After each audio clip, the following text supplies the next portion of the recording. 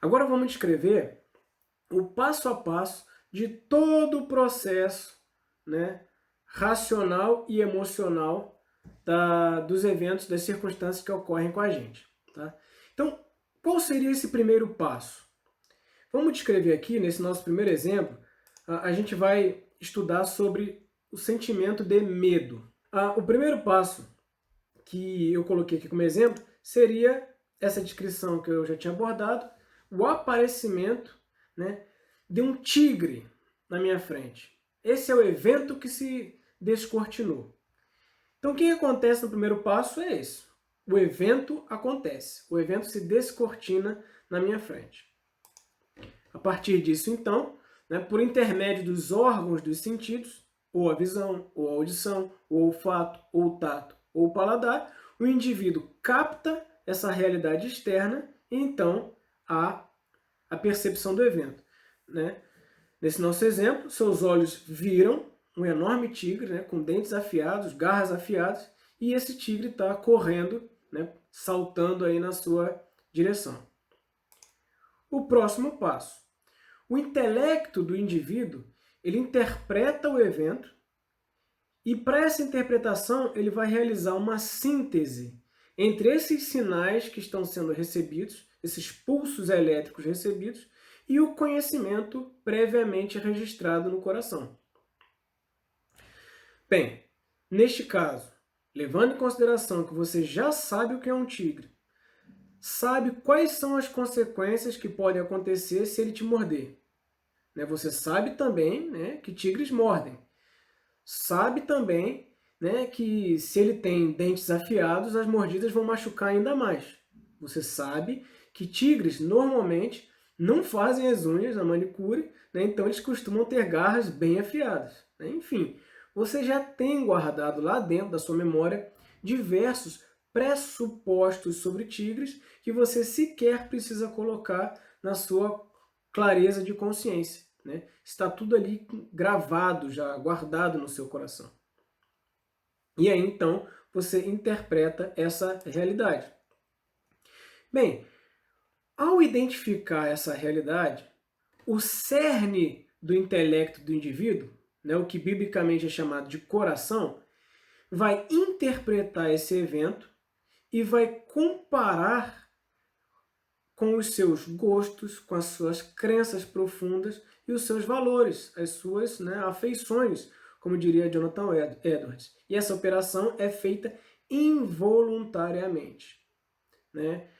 Então, por exemplo, né, um tigre, ele pode até ser fofinho, né, lá no Discovery Channel, né, no zoológico, né, um tigre de pelúcia, você pode até achar um tigre muito bonitinho, muito fofinho. Mas um tigre na sua frente, sem nenhuma tela de TV ou sem nenhuma grade no meio do caminho, não é uma coisa legal. Então, provavelmente, naquele momento, você não vai achar o tigre fofinho. Naquele momento, seu coração diz que você não deve gostar de tigres. E por que não? Porque o seu coração tem gravado lá dentro que você tem medo de se machucar e tem medo da morte.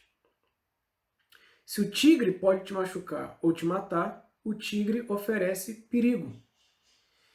E você deve sempre evitar situações que seu coração interpreta como danosas, como perigosas. Então veja, seu coração comparou o evento com aquilo que ele tem gravado. Qual é o próximo passo, então? O estágio 5, o coração, baseado nessa interpretação, comparando o evento com as suas afeições, emite para o sujeito sinais de prazer ou de repulsa. Então, já que seu coração, né, interpretando toda essa realidade, disse para você que você não deve gostar de tigres, pelo menos não naquele momento, ele então não emitirá para você um sinal de agrado ou de aprovação. Né? Como se, por exemplo, você achasse um tigre fofinho, ele te dá uma vontade de abraçar, de agarrar aquele tigre. Não. Né? Nesse caso, ele vai te dar um sinal de repulsão.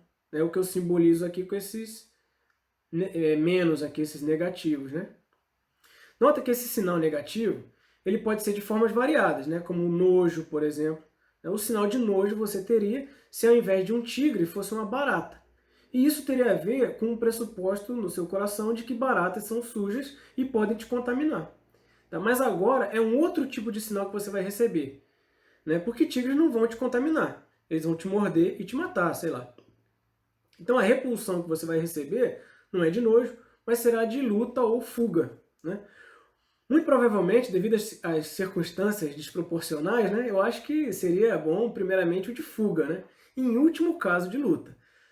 Eu não sei, se você talvez tiver um pressuposto gravado no seu coração de que você é forte o bastante, talvez o sinal que você vai ser emitido pelo seu coração é de luta. Mas é importante você saber que isso tudo ocorre no nível abaixo do nível consciente. É como um tipo de ato reflexo, tá? E o próximo passo? Bem, influenciado pelos sinais recebidos do coração, o indivíduo então inicia o seu processo comportamental. Esses processos vão ser iniciados de forma involuntária. No nosso exemplo, são reações programadas para situações de perigo, né? Estado de vigília, suor, sudorese nas mãos, alteração do fluxo sanguíneo, pulsação acelerada. Nesse momento, e olha só, atenção, somente após serem desencadeados todos esses processos é que a pessoa vai sentir as suas reações emocionais e vai entender que está com medo. Tá? E aí que entra um outro elemento simultaneamente, né? Ao iniciar esse processo de ação, a consciência do indivíduo ela opera julgando o que ele fez ou o que está prestes a fazer. Então, de acordo com os parâmetros desse, né, vou chamar aqui de juiz interno, vai ser emitida uma espécie de aprovação ou condenação. Tá? Cabe ressaltar que esse juiz, às vezes, ele age como o próprio advogado de defesa do réu, né? Por exemplo, quando esse juízo é moldado por uma consciência não santa, por uma consciência doentia, normalmente ele emite seu julgamento tentando, de alguma forma, justificar o que foi feito ou o que fará o indivíduo. Tá? E aí, ele emite, então, essa aprovação, essa condenação, e aí, então, né, ainda que num processo quase que simultâneo, o indivíduo ele se prepara para dar início ao seu comportamento. Tá? Nessa etapa, utilizando a sua consciência, o indivíduo ele pode conseguir bloquear as atitudes que são julgadas como não condizentes ou não, né? Ou então ele age de acordo com o que acredita ser conveniente. Tá? Quando eu falo em agir, a gente pode entender não apenas como atitudes externas, mas também através de pensamentos, né? Esses, por sua vez, né, uma vez emitidos, não podem ser bloqueados. Tá? Então, no nosso exemplo, olha só, para ficar claro. Se você recebeu o sinal de repulsão, né, ou mais precisamente o de fuga, o que você vai fazer? Correr. Né? E correr muito. Mas isso é tão rápido que normalmente você inicia o processo e depois percebe que está fazendo isso. Né? Em outros casos, o comportamento ele é manifestado apenas no pensamento e aí daria a oportunidade do indivíduo bloquear esse ato. Tá? Por exemplo, você recebe do coração um sinal para fugir e para gritar. Tá? Você corre para fugir, mas o grito ele se manifesta antes no pensamento. E aí você consegue pensar em não gritar, para não assustar o tigre. Então, a sua consciência conseguiu te alertar e falar para você, não faça isso. Tá? E aí, para não assustar mais ainda o tigre, você conseguiu fechar a boca. Então, nesse caso, você ainda consegue bloquear o ato da fala, mas não conseguiu o ato de correr. Né? Enfim, esse processo, bloquear, fazer somente no pensamento, fazer o ato, mas não no pensamento, ele pode ter várias combinações, né? Infinitas combinações. O importante aqui é que você entenda só mais ou menos como funciona todo esse processo. Tá bom? Então eu descrevi aqui, né, quase que desenhando esse processo do medo. O que a gente vai fazer agora? Vamos descrever um outro evento muito comum nas nossas vidas. O exemplo da ira. A ira, ele é um sentimento, né? E a gente pode esquadrinhar como que opera na nossa mente, no nosso coração, como que desencadeia esse tipo de sentimento. Nosso primeiro passo, o evento se descortina diante do indivíduo. Nesse nosso novo exemplo, o evento que se descortina é o seguinte: você chega em casa do trabalho, planejando tomar um bom banho, jantar, sentar no sofá para assistir na TV o seu programa predileto, mas quando você chega em casa, seus planos são frustrados, né, pela sua esposa, porque além dela não ter feito jantar, ela falou que você queria colocar as crianças para dormir porque ela estava muito cansada. O que você faz? Automaticamente você berra com ela algo do tipo: você só pode estar de palhaçada comigo. Né? Você, por um ato de ira, de momento, né, agrediu verbalmente a sua esposa e disse isso: você só pode estar de palhaçada comigo. O que aconteceu? Vamos então para o nosso processo. Bem, em primeiro lugar, o evento se descortinou. O jantar não está pronto e você que vai colocar hoje as crianças para dormir porque eu estou muito cansada. Bem, por intermédio dos órgãos dos sentidos, nesse caso, seus olhos, principalmente seu ouvido, captou essa realidade, né, que se descortinava no ambiente externo, nesse caso, o ambiente da sua casa. Após isso, o intelecto, né, o seu intelecto interpretou o evento, você faz isso a todo momento, e realizou uma síntese entre os sinais recebidos e conhecimentos previamente gravados na sua mente. Bem, ao captar e entender o significado das palavras da sua esposa, você entendeu o que estava acontecendo. Seu jantar não estava pronto e você não iria ver o seu programa favorito e, como se não bastasse, ainda teria que colocar as crianças para dormir. Ou seja, o seu plano, né, o tempo que você tinha planejado para fazer alguma coisa para você mesmo, foi tudo por água abaixo. Foi um plano frustrado. Quarto passo. Ao identificar o evento, né, o cerne do seu intelecto, seu coração, interpreta esse evento e compara esse evento baseado nos seus gostos, nas suas crenças profundas e nos seus valores, né, suas afeições. Então, nesse ponto, seu coração vai comparar aquilo que ele entendeu com os gostos que estão previamente gravados nele. E o que está gravado nele? Ora, seus ídolos. Nesse caso, nós temos o grande ídolo, né, que não é Deus, mas é a gente mesmo, né? E um ídolo menor que alimenta esse ídolo maior. Né? São vários pequenos ídolos, mas neste caso específico eu vou escolher um e observar ele. Né? Vamos observar o pequeno ídolo chamado tempo. Então, no coração desse homem, o tempo pertence a ele mesmo. Ele é o senhor do seu tempo. O tempo é um pequeno ídolo que serve o Deus maior, que é ele mesmo. Tá? E o coração, ao ser ameaçado, né, o coração verificou que o tempo, que era apenas dele, seria arrancado dele. O que vai acontecer? Ora, esse homem está em perigo.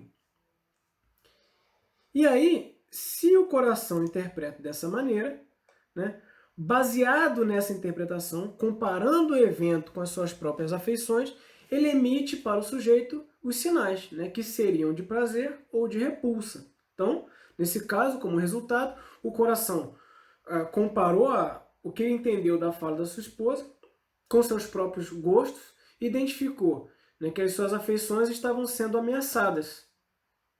Os seus desejos estavam sendo ameaçados. Então, a resposta não seria uma resposta de prazer ou aprovação, mas de repulsa. Né? E aí, influenciado pelos sinais recebidos do coração, o indivíduo vai iniciar então o seu processo comportamental. Então, de forma inconsciente, o organismo desse homem passa a entrar num estágio de reação a essa grave ameaça, né? Entrando num estado de ira. Da mesma forma que o coração reage para se proteger do tigre, né, que ameaça o indivíduo, aqui ele também vai reagir para a proteção da esposa, né? Da mesma forma, ela ameaça os valores intrínsecos do coração pecaminoso desse homem. Então, da mesma forma, haverão reações orgânicas. Seus vasos são dilatados, né, provocando rubor facial. Seus nervos e veias se inflam a ponto de serem percebidos até externamente, né, pela pele. As suas mãos se fecham, seus dentes se comprimem, seus músculos se contraem e há uma explosão, né, que ainda bem que no nosso exemplo foi apenas verbal e não uma agressão física propriamente dita, né? Nesse momento, simultaneamente, a pessoa vai sentir as suas reações emocionais e vai entender: estou irado. E aí, ainda, né, neste momento, ao iniciar esse processo de ação, a consciência do indivíduo opera, julgando o que ele fez ou o que ele está prestes a fazer, né? Então, de acordo com esse parâmetro do juiz interno, será emitida uma espécie de aprovação ou condenação. Então, esse próximo filtro, que seria a consciência, né, numa consciência doente, ele às vezes até piora as coisas. Então, e esse juiz, que às vezes age como um próprio advogado de defesa do réu, né, como eu já disse, ele opera justificando aquilo tudo que está acontecendo. No nosso exemplo, a gente pode imaginar que a consciência desse homem, não estando biblicamente saudável, ainda aprova o que ele fez e se justifica, né, dizendo alguma coisa do tipo: mas eu estou certo, afinal eu passei o dia inteiro trabalhando e sou eu que tinha que estar cansado, né? Então é a consciência agindo como advogado de defesa. E aí, ainda como num processo simultâneo, ele também dá início ao seu comportamento. Nesse nosso exemplo, ele foi motivado pelo seu próprio coração a agir fisicamente e agir verbalmente. Ambas foram para o pensamento consciente, tá? Mas ele conseguiu bloquear a sua ação física, mas não conseguiu bloquear as suas palavras, né? E aí ele gritou: você só pode estar de palhaçada comigo. Ele bloqueou a ação física, mas não conseguiu bloquear as palavras. Agora perceba só, somente após o seu coração deixar de operar essas reações de proteção ante a ameaça, que é aí que o homem pode chegar à conclusão de que falei o que eu não devia, né? Ou então, puxa, eu falei o que eu não queria ter falado, né? Ou como costumamos dizer no popular, falei porque eu estava de cabeça quente. Talvez esse termo seja cabeça quente, né? Porque realmente, de fato, ela esteja quente, cheia de sangue, né? E é verdade. Foram as reações orgânicas que seu corpo emitiu para proteger você daquilo que seu coração tinha como um valor fundamental, né? Arrancaram dele o tempo que era dele. No caso de Tigre, né, qual era o valor fundamental? A manutenção da própria vida. No caso dessa agressão verbal à esposa, qual era o valor fundamental? A manutenção de um ídolo, seu tempo. Pois o tempo desse homem não é de Deus, mas é dele mesmo, né? Agora, já que a gente destrinchou todo esse processo comportamental, vamos então verificar aonde está exatamente o problema dessa pessoa que tem uma determinada reação que não queria ter, né? Ou conforme diz o apóstolo Paulo, quando não faço o bem que prefiro, mas o mal que não quero, esse eu faço. Então, olha só, o problema dessa pessoa, obviamente, está aqui no coração, né? O coração vai emitir para o corpo os sinais referentes àquilo que ele está programado para gostar, né? A grande dificuldade, é claro, é que você não tem poder de decisão imediata sobre aquilo que você deve gostar ou não. É Deus que tem a chave do nosso coração. Nós não temos a chave do nosso coração. Mas, por outro lado, nós temos aqui informações preciosas sobre os desvios do nosso coração. Note que o homem do segundo exemplo, ele acreditava em um sofisma.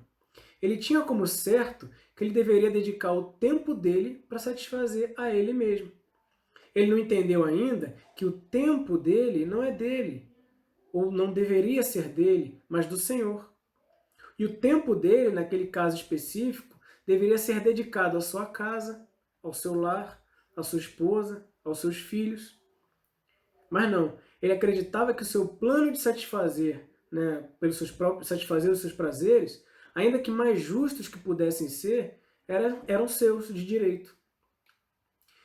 Bem, isso é assunto para ser bem trabalhado em aconselhamento bíblico, e o meu foco dessa aula é apenas que você consiga compreender todo esse processo. Bem, por último, para vocês verem o quanto isso define todas as nossas emoções e sentimentos, vamos percorrer esse ciclo novamente, mas agora usando como exemplo um mártir da igreja. Tá? No nosso exemplo vai ser Inácio de Antioquia.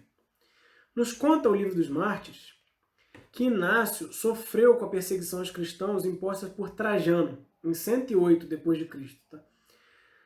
Antes do seu martírio, ele tinha escrito à igreja de Roma para que não fizesse nada para libertar ele do martírio, porque era aquilo que ele mais aguardava, que ele mais anelava. Né?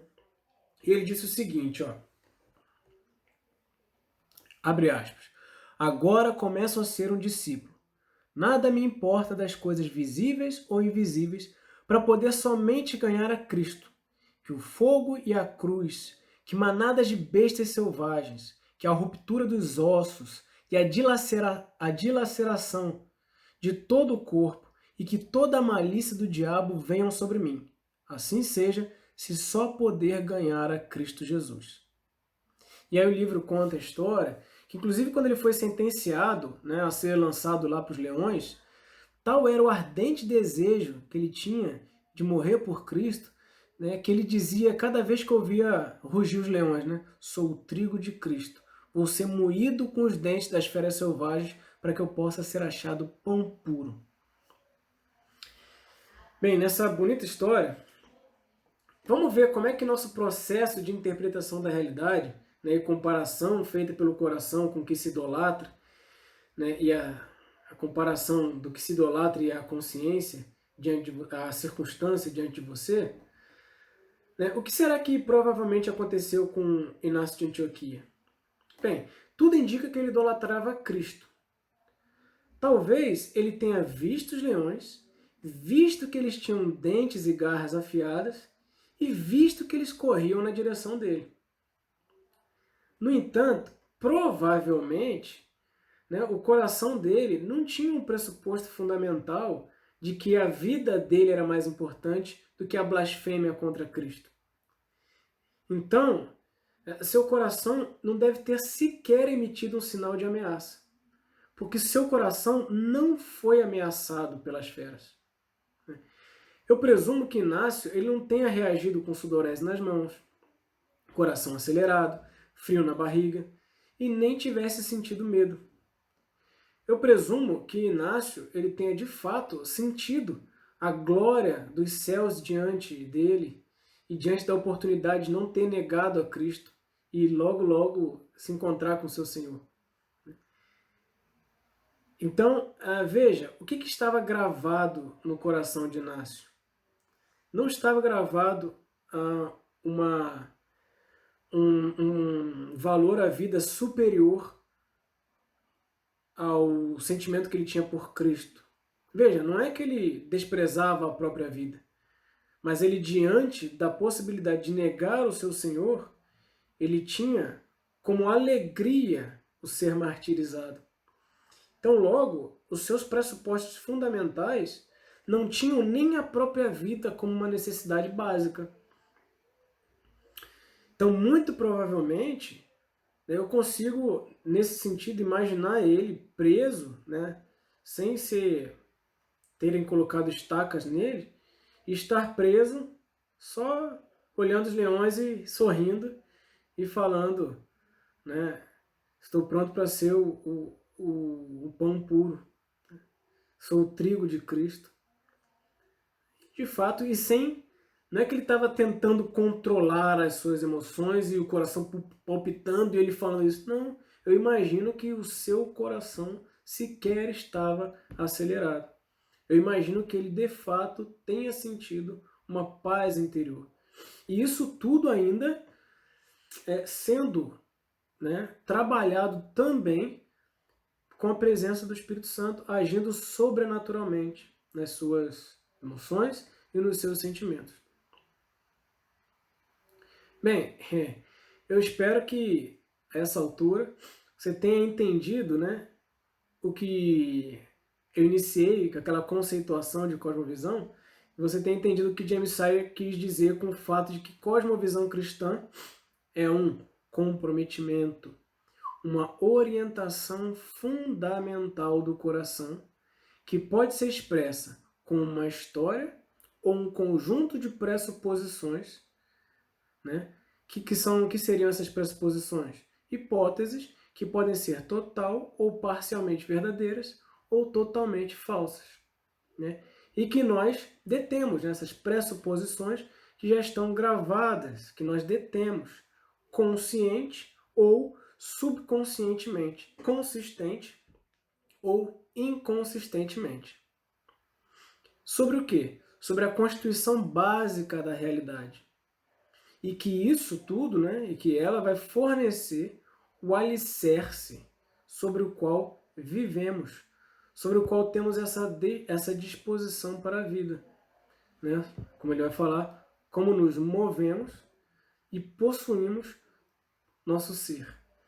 Note que cada palavra que ele coloca aqui é pensada, é trabalhada, né? E não deve ser lida batida.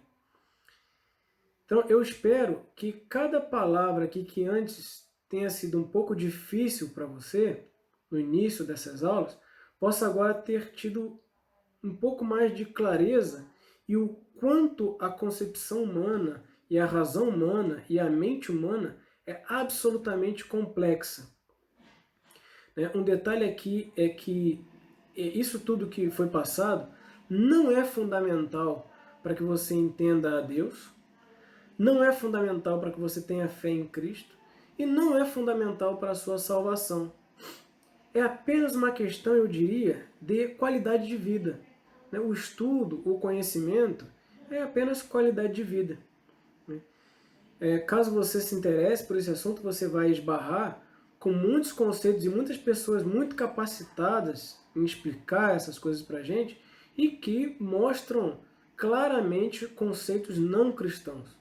Por isso é muito importante que cada vez mais não só a nossa consciência esteja pura diante do Senhor, mas nosso conhecimento bíblico também esteja puro diante do Senhor, para que a gente consiga não colocar dentro de nós mesmos sofismas. Porque de tudo isso que eu falei, são os sofismas que colocam a nossa vida em desgraça. Muitas doenças mentais, inclusive, elas se originam nos sofismas. São crenças, são conceitos que você entende serem verdadeiros, acredita que são verdadeiros, no entanto são falsos. E quando eles entram em você, isso pode se desencadear em dramas, em consequências muito graves na sua vida. Tá? E que vão fazer com que você sofra. E sofra bastante, inclusive. Portanto, esse processo, esse filtro, essa peneira de conseguir identificar dentro de você mesmo, de analisar, de criticar os seus próprios pensamentos, de analisar as suas próprias convicções teológicas e evangélicas. Nós temos muitos jargões evangélicos que são sofismas. Nós aprendemos com muito falatório evangélico e gravamos no nosso coração sofismas que nos atrapalham, nos fazem sofrer. Conceitos errados sobre Deus que, na verdade, nos fazem sofrer. Né? E esses conceitos errados que nos fazem sofrer, nós nunca sequer imaginamos que é por causa deles que sofremos. Essa é a importância, esse é o valor do estudo. Esse é o valor da educação cristã. É você entender a si mesmo para entender a Deus. Tá bom, meus queridos? Bem, eu estou à disposição, caso alguém precise de alguma dúvida, alguma conversa, para alguém precise entender um pouco mais de si mesmo, eu estarei sempre à disposição de vocês, tá bom? Não esqueçam dos alunos marcar essa presença aqui na aula, para que a gente possa registrar a presença de vocês, tá? E até a próxima, se o nosso bom Deus nos permitir. Amém.